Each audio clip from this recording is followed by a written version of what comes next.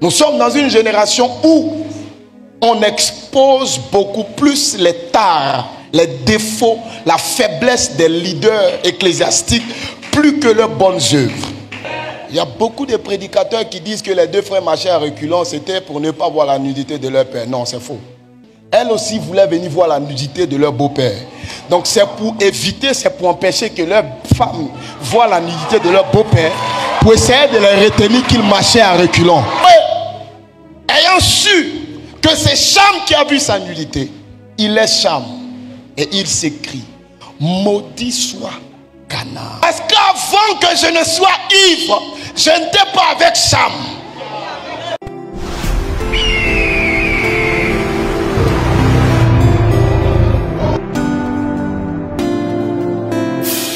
Mais comprenez que en 2 Pierre chapitre 2, le verset 5, on dit Dieu n'a pas épargné le monde, mais il a épargné Noé, le 8e, ce prédicateur. Donc il était prédicateur. Et comprenez que Noé, en prêchant, avait condamné l'abus de l'alcool. Parce que c'était les habitudes des gens de sa génération. Donc son fils qu'il avait écouté prêcher avant le déluge, il voit son père dans les choses qu'il condamnait.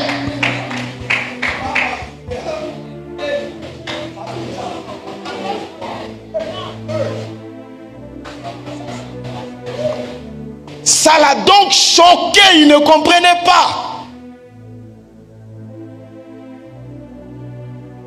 Il va donc dire à ses frères: je viens de voir quelque chose que je ne comprends pas.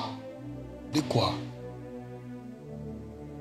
Il dit: le vieux est ivre, tellement ivre qu'il est nu sous sa tente.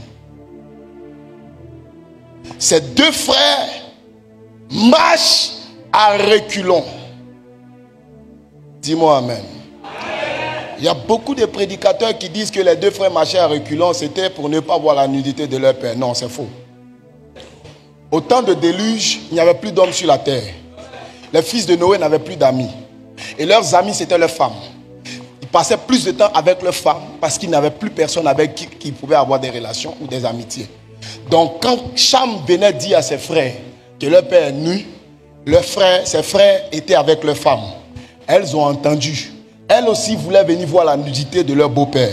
Donc c'est pour éviter, c'est pour empêcher que leurs femmes voient la nudité de leur beau-père, pour essayer de les retenir qu'ils marchaient à reculons.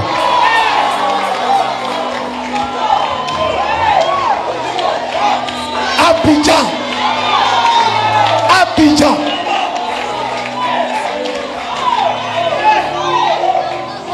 Parce qu'en réalité, ils ont pris le manteau à l'entrée de la tente de Noé. Donc ils n'avaient pas de manteau quand ils venaient à reculons. C'était juste pour dire à leur femme: restez là-bas, restez là-bas, restez là-bas.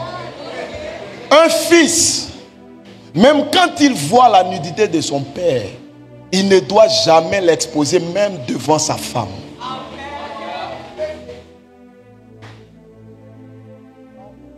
Dis-moi amen.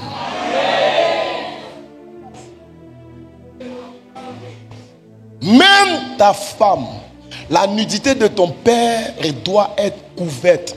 Ta femme ne doit même pas voir la nudité de ton père. Il y a des gens qui partagent tout avec leur femme. Il y a des choses qui sont trop sensibles, papa. Un père, on ne l'expose pas. Maintenant, la question qu'il faut se poser, c'est pourquoi Noé se réveille de son vin. On lui dit et il maudit Canaan. Parce que quand le déluge est fini, on nous dit: voici les fils de Noé qui sortent de l'arche avec Noé. On cite le nom: Sem, Cham, Japheth. Et puis on dit: Canaan était aussi avec eux. Donc, celui qui a rédacté ce texte-là considère quelque part que Canaan faisait comme partie des fils de Noé. Pourquoi? Il voulait juste nous montrer la proximité qu'il y avait entre Noé et son petit-fils. Et après le déluge, chacun des fils de Noé restait avec sa femme. Et comme Canaan était encore jeune, qui n'avait pas sa femme, il restait avec son grand-père. Celui qui est parti dit à Cham ce qui arrive à son grand-père. C'est qui? Parce que avant d'être ivre, Noé sait qu'il était avec quelqu'un. Il n'était pas avec Cham. Papa Uriel. Sinon, soyons logiques. Quand il se réveille de son vin, on lui dit que Canaan a vu ta nudité. Pardon, Cham a vu ta nudité. Quand on te dit que c'est Cham qui a vu ta nudité, qui doit prendre la sentence?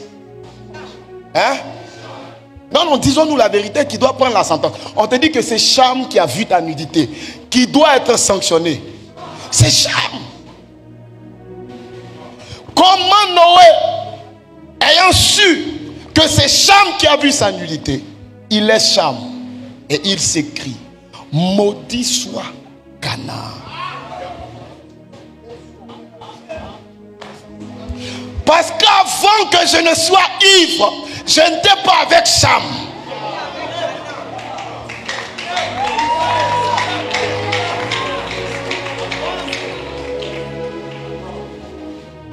Je n'étais pas avec lui. J'étais avec une seule personne. J'étais seulement avec Canaan. Le seul qui avait le secret. Le seul qui savait que j'avais bu. Le seul qui savait que j'étais ivre. Ce n'est pas Cham. Donc si Cham a vu ma nudité, c'est qu'il y a quelqu'un qui est allé lui parler des événements.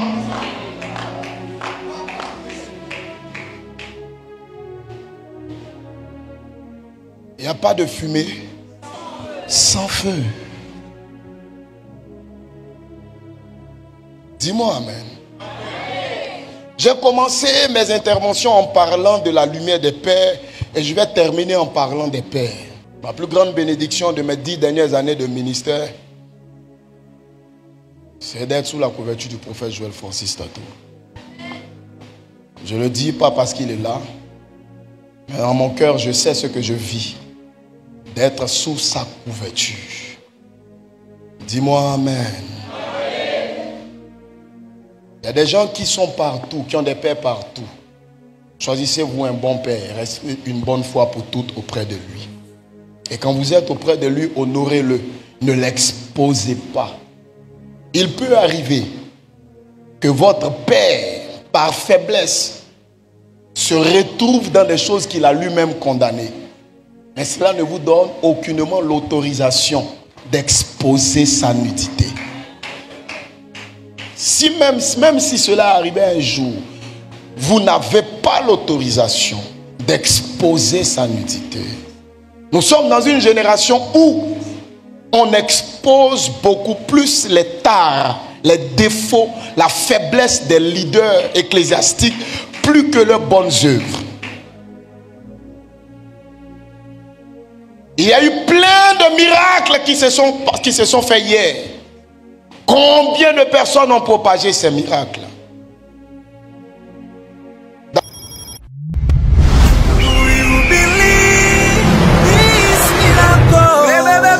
Supernatural dunamis power. Rakoto.